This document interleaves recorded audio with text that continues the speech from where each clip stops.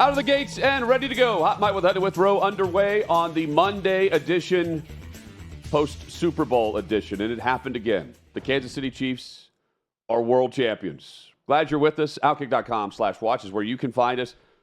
Tim Brando joins us in an hour. Chad, we are back from Las Vegas where, well, the inevitable happened. The Kansas City Chiefs played in the Super Bowl and they won the Super Bowl. Hutton, it's good to be back in Nashville. Good to be back around all of our production crew here. Did an outstanding job last week, both here and in Vegas. And when you said it happened again, I thought you were going to make a joke about Tony Romo stepping all over Jim Nantz in a big moment like he did in the final call last night. We'll get to that later.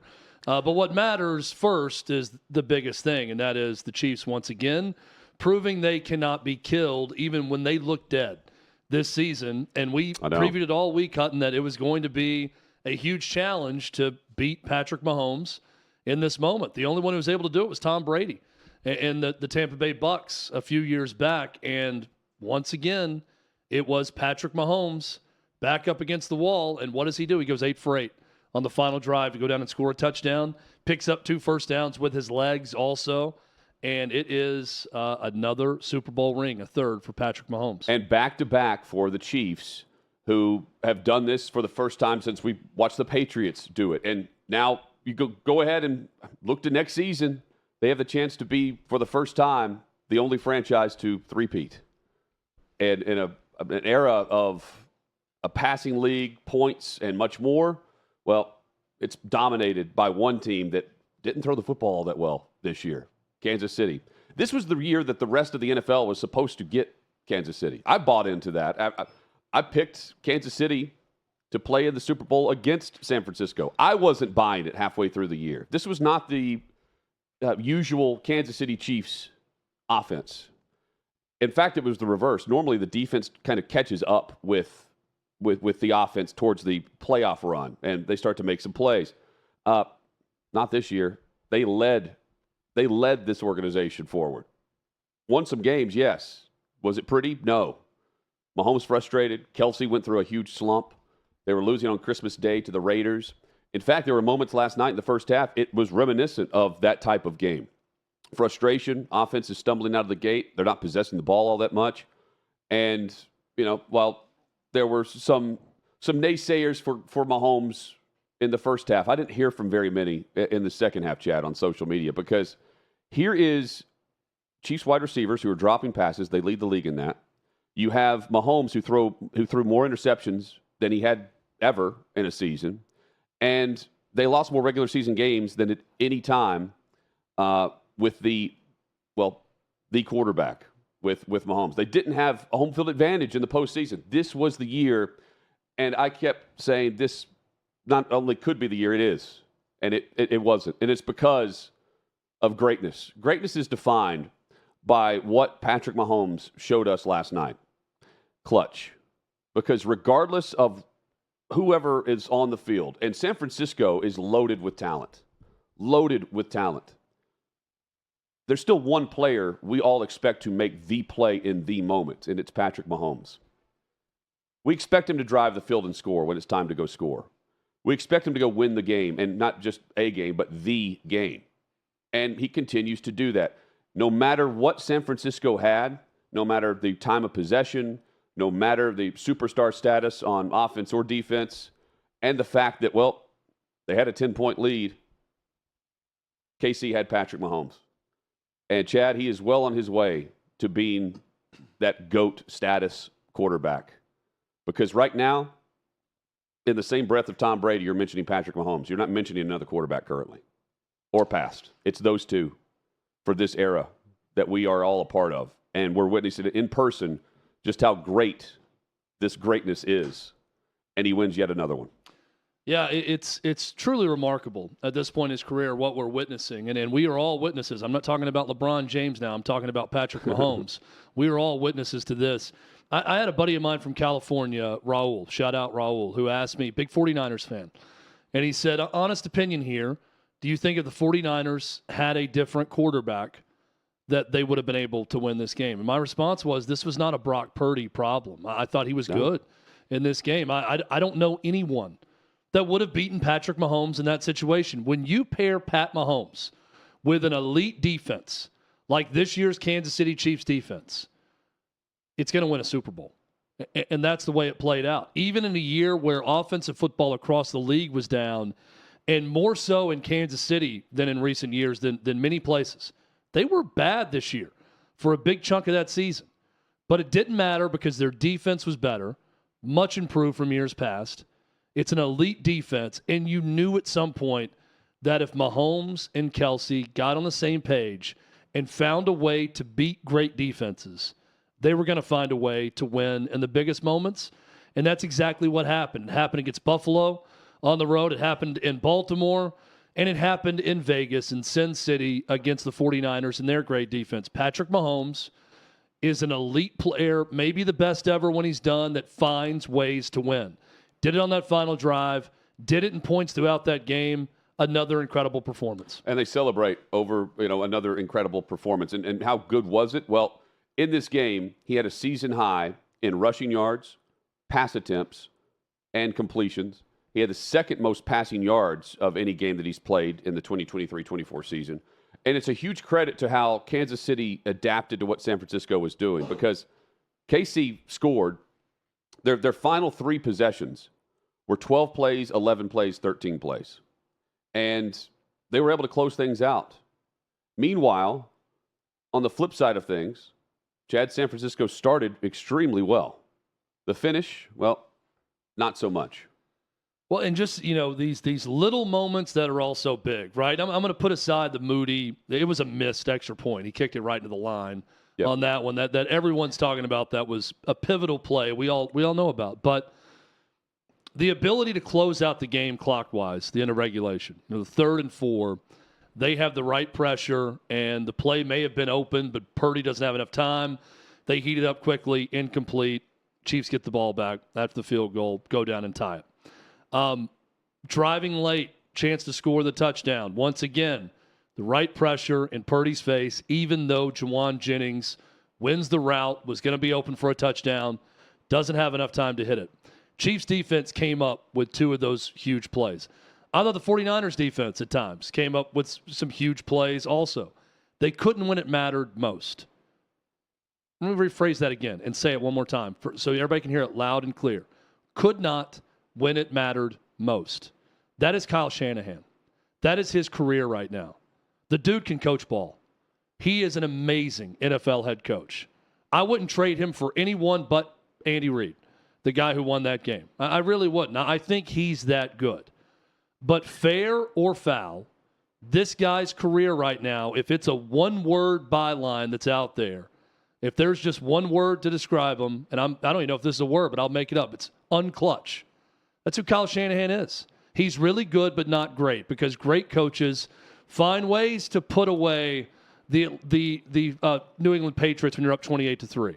They find a way that when it goes to overtime to get it done there. They find a way when you're up 10 in the fourth quarter, even with Jimmy Garoppolo as your quarterback, to win that game. They find a way up 10 a second time with a different quarterback in Brock Purdy, who I believe is much better than Jimmy Garoppolo ever was or ever will be. You find a way to win those games, somehow, some way. This isn't on him solely, but when you look at 0-3 and that you are a coach associated with the only 2 overtime losses in Super Bowl history, that is a troubling trend. And while I think Kyle Shanahan is great, and there's not one decision that I solely put this loss on him, and there's plenty of personnel decisions and coaching decisions that got the 49ers to these 2 Super Bowls, fair or foul, the verdict is out on him right now. The narrative is he's a guy who can't win the big game. Until he wins the big game, that's how people will remember him. Yeah, I mean, it's not just the 2 Super Bowls as a head coach. Keep in mind, he was also the offensive coordinator of 28-3. That's what I said. Yeah, I mean, you find a way to put that away. And he's 0-2 in the only 2 overtimes in Super Bowl history. But then, as a part of it. But then you pair in the fact that the trends of these games, while everything's different, like he's not fumbling the football with a chance to go in and score early, those type things. Shanahan's offense is on 3rd down in the Super Bowl against the Chiefs, 3 for 12, 3 for 8 in the previous matchup against Kansas City. And against the Patriots with the Falcons, 1 for 8 on 3rd down. That's 7 for 28 for a whopping 25% conversion rate on 3rd down. they throw the football way too much, and he can't help himself. I will say, this is exactly the reaction that Dan Campbell's going to have if it happens again to him in the postseason, where he's going to go for it on fourth down. Right now, he's got the benefit of, this is just Dan Campbell. This is just what he does. Shanahan continues to throw the football when they should have been running the football to begin the second half on that first possession. They're throwing it. They're giving it right back to Kansas City in the big opportune moments. He can't help it. He was doing that 28-3, and he's doing it now. That's who he is, and it's caught up to him on the perception of what happens in the biggest moments. Yeah, and a few things that he's getting heat for right now. Well, two that I'll give him credit for.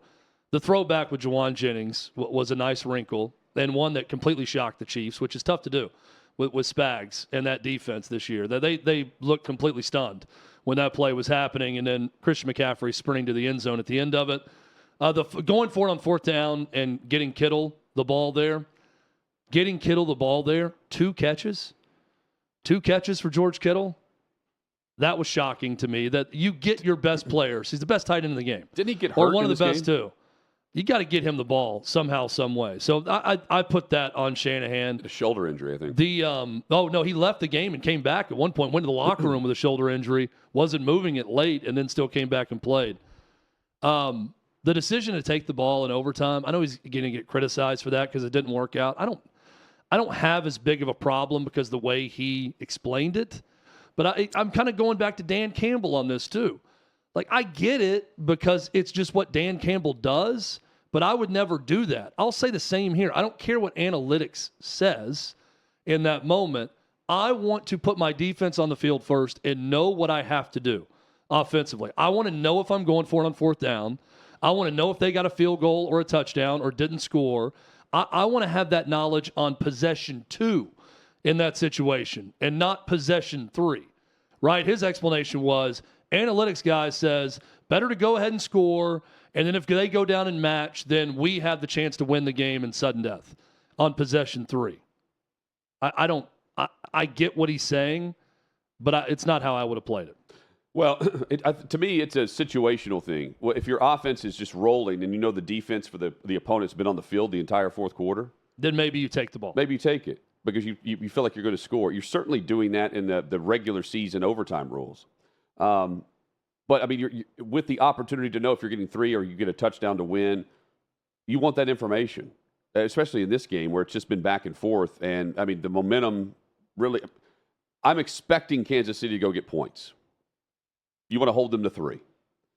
You want to open with knowing what you have to go get in that situation. And so they're not going to rotate possessions in the second possession. So it wouldn't be Kansas City last and then Kansas City first. Yeah, well, no, they would have then – you're playing the game, so there's going to be another possession. He's saying once they tie it. So here's how he explained it. We're going to go down and score a touchdown. Right. They didn't. But we're going to go down and score a touchdown. If the Chiefs are able to get it on fourth down and go down and score a touchdown and match, then they would kick back off, and the game's sudden death at that point. So his thing is our analytics department tells us we want to have the third possession. Confident in scoring, going to score, they can match, then we get the ball for sudden death, then a field goal wins it at that point. That was his line of thinking going into that whole sequence. But it is the knowledge that you must go for it on fourth down. The Chiefs may have done it anyways, but fourth and a yard or less than. They get Mahomes on the option where he keeps it himself and gets it easily. But they know they're having to go for it there, right? Because they're down 3, and they got to get at least in field goal range to tie it up at that point.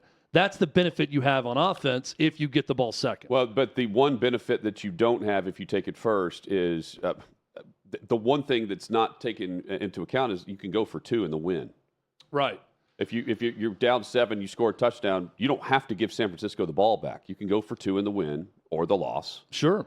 And that's you don't have the chance to have another possession if you're Kyle Shanahan. By the way, Andy Reid said that they had already told the officials that they were going to kick if they won the toss.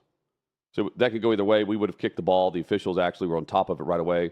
Still a couple of seconds on the clock in the fourth, and we had the extra officials on the sideline asking me what we wanted to do, and I said, we'll kick off. Patrick was on the field, and he was the one that had to do it, meaning make the call. But he said his analytics guy is the one that made that call. Mike Frazier, his analytics chief, does all the work on that. It gives you the opportunity to see what you got to do. That's what Andy Reid said. To me, it's a no-brainer. Unless the 49ers defense had been on the field like the Chiefs defense was on the field the entire first quarter. Yeah, now they were on the field on the last drive, but that was what, a minute 40, a little over 2 minutes they were on the field for that field goal drive. So, but he didn't bring anything up about that. He squarely said, my analytics team, we've talked about it, and this is our decision. Didn't roll them under the bus, but said in talking with them, we wanted the third possession because the third possession would have been sudden death. But, I mean, yes, does not account for the other team going for 2 in the win. Obviously doesn't account for you not scoring a touchdown and just getting 3 and then them scoring, knowing they can that it's 7 wins it, which is exactly what happened in this game. And I think you got to factor in the quarterback on the other side of the field in this. I mean, just knowing Mahomes is unlike – if you give him a sliver, he's going to take that opportunity. And if you don't put 7 on the board – that's all he needs. That's all he needs in that moment, and he took advantage. You also have the moments throughout this game, like the final possession. They end up trying to tie it there and do on the kick, but I thought they were going to go score at the end of the game there and have the walk off there. Right, it was down to 9 or 10. Yeah, and you missed opportunities on both sides throughout. By the way, this is a great game. You have the back and forth, 5 different. Lead changes or ties in the second half? Fantastic. Yeah, it was good. I would have liked to have had a little bit more offense early, but I think we got the offense, just had a couple big turnovers down in the in plus territory for both, right? With the McCaffrey fumble and then Isaiah Pacheco on his fumble. So you had some offense and then drives ended with that. I hate – 2 things I hate about a game that's that good in that moment. One is the extra point missed, blocked, however you want to phrase it, that was low and blocked. I hate that moment.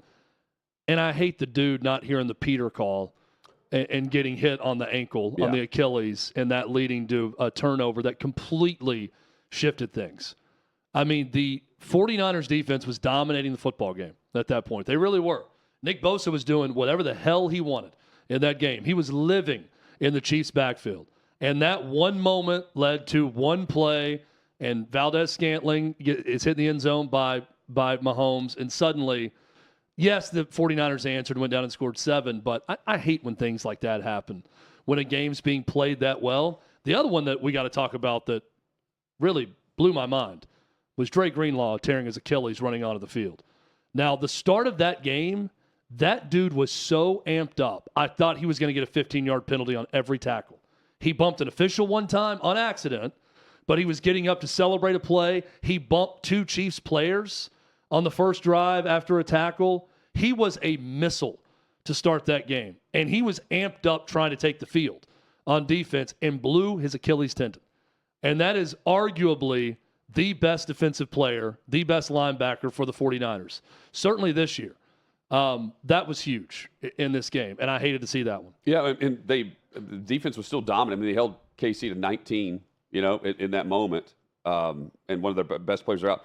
The backup for him is a former Vanderbilt safety, I believe. Oren Burks. Yes, yep. And you could tell there was some shock from the players as he was taking the field, and he realized he was done.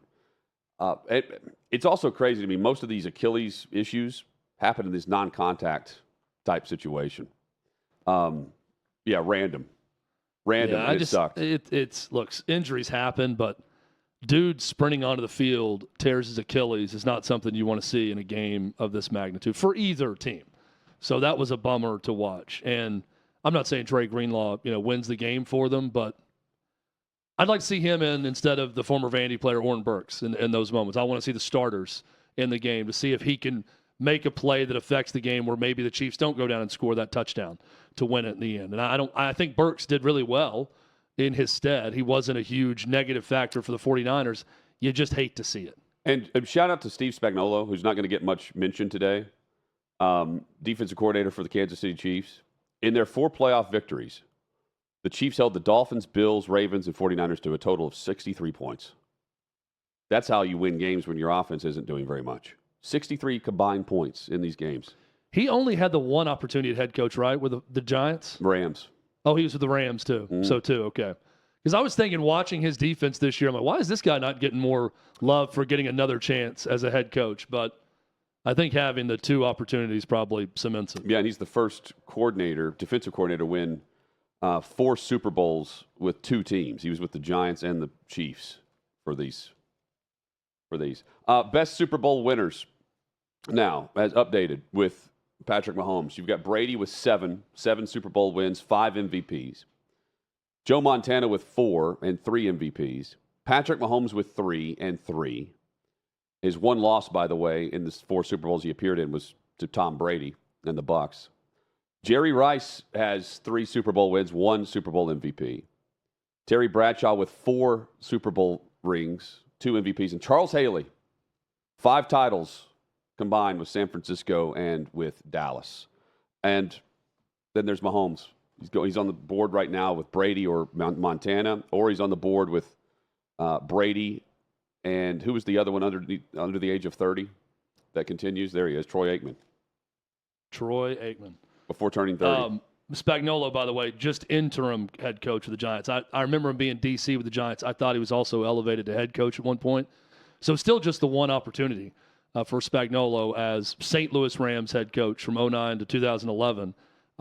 You see a guy like that his performance with the Chiefs, and I do wonder why he doesn't get some opportunities to be a head coach again with only that one shot. But his defense was great. It's just so dangerous to put that level of defense with Patrick Mahomes. I go back to Peyton Manning's first Super Bowl. They only won when their defense became elite in that year, right? Back in 2006 with that defense. Patrick Mahomes could win with mediocre defenses when he's at the top of his game. But in a season where he wasn't at the top of his game, he got there by the end of the year, and the defense was consistent throughout. The defense was great. You're right, Hutton. Spagnuolo deserves a ton of credit for what he's done with that defense. And here's why you want the quarterback. Since 2019, the Chiefs are 5-1 when they trail by 10 or more points in the playoffs. 5-1. The rest of the league combined is 6-48. So it's Kyle Shanahan running into Kansas City is what happens. He's up by 10 in any other playoff game. Dude's going to win that game. You're facing KC. They're coming back to win. We witnessed that firsthand in the AFC Championship game, Chad. Yeah. It's amazing to me that it's not one way or one type of emotion that gets it done for Mahomes and the Chiefs. There are times where you watch them and think they're remarkably calm right now, down 10 points or things not going their way. You watch them on the sideline. They are flatlining over there. They're focused. They're not out of the game. They're not losing it. Then there are other times where Travis Kelce is knocking his head coach over nearly to the ground, throwing a temper tantrum on the sideline. And then that comes back and works out for them and did not affect Travis Kelce's game at all either. I mean, it doesn't matter. They find the right emotional play to make, whether it be calming everyone down or going nuts and losing their mind, and it seems to work out for them in the end. Yeah, so Kelce. So I said earlier to start that there were moments in the game for Kansas City where it felt like that Oakland or the Las Vegas Raiders game on Christmas, where the Raiders had no business winning that game. They beat the Chiefs, and that's around the time I think Clay declared them dead, right? It was on Christmas Day. That tweet happened. That was his death declaration. And I don't blame him. I mean, I'm looking at this team going that this is just not your playoff version, and that you're way too close to the postseason to get that going. Kelce was in the middle of his slump, all this. Andy Reid had an interview with Bill Cowher, I believe, pregame for CBS's coverage. And one of the things he mentioned was in Kelce's progression and why he's been able to develop the way he has is they had to rein in his emotion and his anger and his temper. And it certainly shows out here. I can't help but think and watch this and go, if this is any other player, if this guy isn't with Taylor Swift, is CBS not all over this? Nance and Romo didn't do anything. They kind of glossed over it. And you have one of the superstars going at your soon-to-be Pro Football Hall of Fame head coach. And it's so early in the game here. Now, he's pissed off because he's not in the game on a play where Noah Gray is the tight end, the blocking tight end on a play where they fumble the football. And he's upset that he's not a part of it. Just put me in. Always leave me in. That's fine. But this was odd. This was more, I thought, about ego than anything else. That was my initial impression of this brief bump into Andy Reid, who the head coach addressed that issue earlier. I wasn't watching. Cheap shot. That's all right. He was running coming over, just put me in. I'll score. So that's really what it was. Well, I love that. I mean, it's not the first time, so I appreciate it. Right here. Go ahead. Well, I mean, not the first time. Whatever. Lose the game, and that is the headline of what's going on here. And to do that in not just any stage, the Super Bowl stage. Let's not get it twisted here. If that's just some average player or some practice squad like version who got elevated to the roster because of an injury, that dude's not around. And Chad, I found it peculiar that it's early in the game. He's not in the game, and things aren't really going well for KC. They don't have the ball all that much, and he's got to get his. Got to hit that over for how many times they're going to pan to Taylor up in the suite, which they hit the over, by the way. Well, I'll take it a step further. I mean, if that was Antonio Brown, who's a great player, right, and had a bit of a track record for some antics on the field at times. I mean, I think let's highlight the broadcast first. Very strange how it was just, boy, he's fired up, and he's just saying he wants to be in the game. And I'm thinking security should be escorting that guy away from the coach in that moment, or a teammate should be over there getting in his face saying, dude, chill out. Go sit on the bench for a second. I thought they really soft-pedaled the whole thing. Yeah, and maybe a teammate did. We just didn't know because we weren't shown that. Well, he needs to apologize. I don't think he did post-game, but, I mean, Patrick Mahomes looked like a lunatic after the Bills game when his guy was lined up offsides. He went after every official. He didn't shake Josh Allen's hand. He was screaming at him because he was still mad about the call. And you know what Patrick Mahomes did the next day? He said, I got to be better. There are a lot of kids that watch me, and that's not what I want to put out there. And they went on and won a Super Bowl.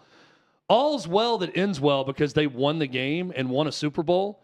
But, I mean, I don't think it's out of line to expect an apology from a guy that accosted an old future Hall of Fame head coaching legend on the sideline. Why?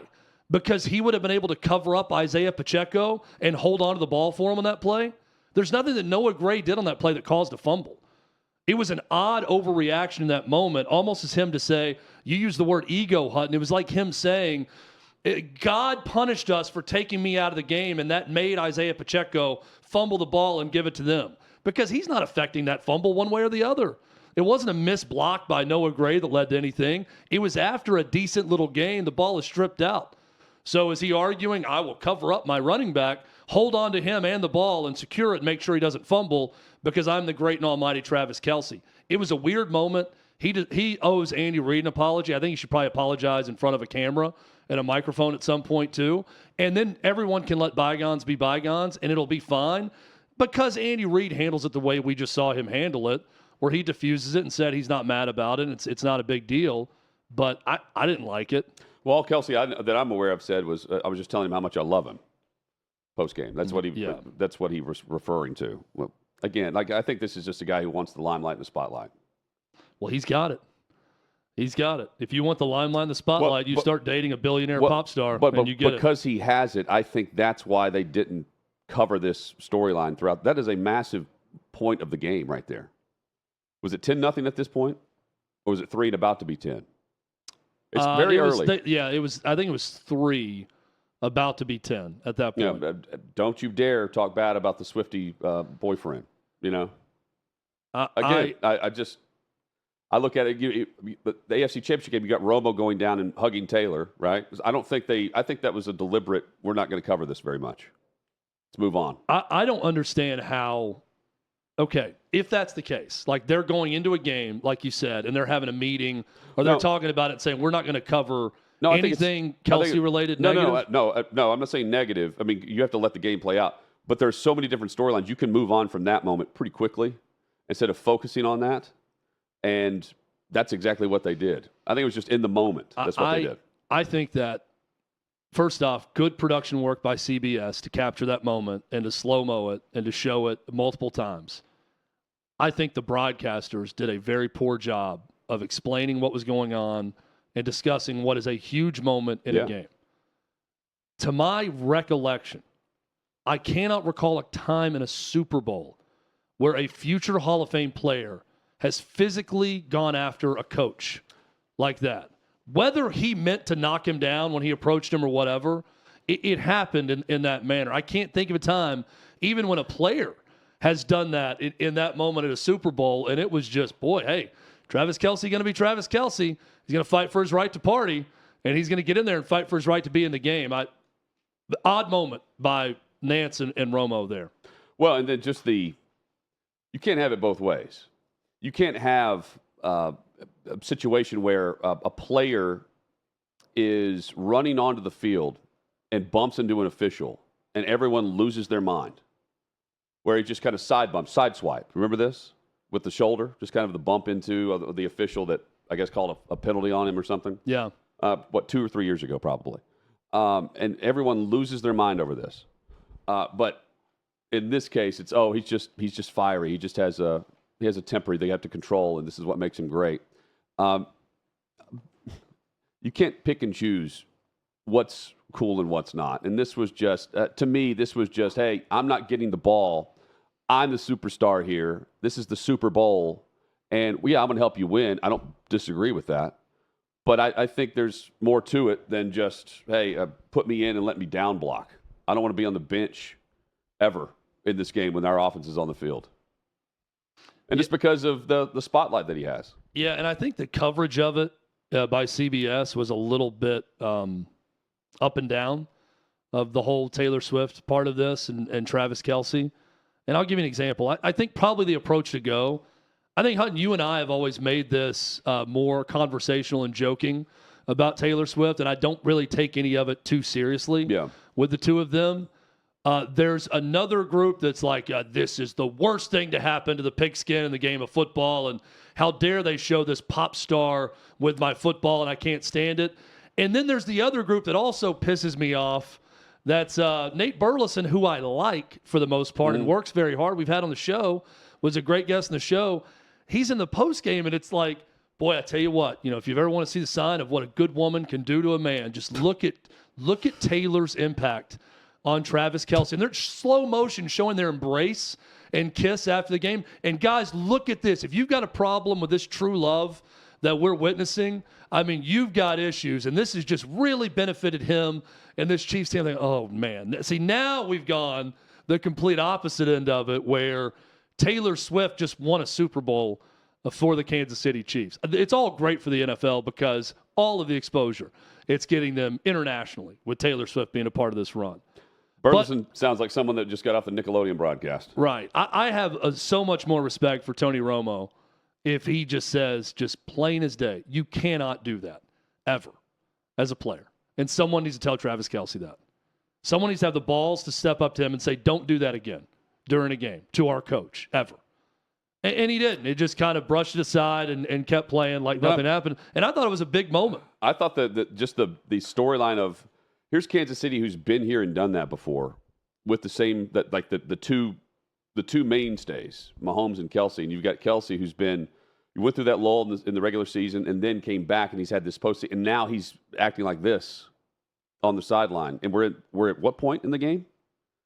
It was early. Yeah, I mean that's the storyline that progresses. He looked like the Baltimore Ravens from 2 weeks before. That looked like they just weren't ready for that spotlight, and they played like lunatics in that game. Zay Flowers, namely, that's who he looked like in that moment. Looked like a guy that wasn't ready for that moment in a spotlight, which is crazy considering where they've been. Chiefs will remain in the spotlight, going for the three-peat now in 2024-25. Andy Reid says he will return as the head coach. He's not going to be retiring anytime soon, but it does confirm he's going to be back for 2024.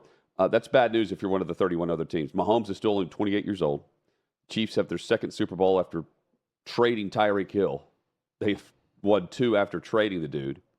And you've got Mahomes last night saying, we're not done. The dynasty's here, but we're not done. There's no stopping this guy. Well, and Kelce immediately said, Hutton, hey, 3. We got a chance to do something no one's ever done. Right on the podium after number 2, How great is it we get to now go win 3 in a row next year? The one player I doubt they're having back is Chris Jones, who was going through the holdout and then had the 1-year agreement to come back, and works out great for him.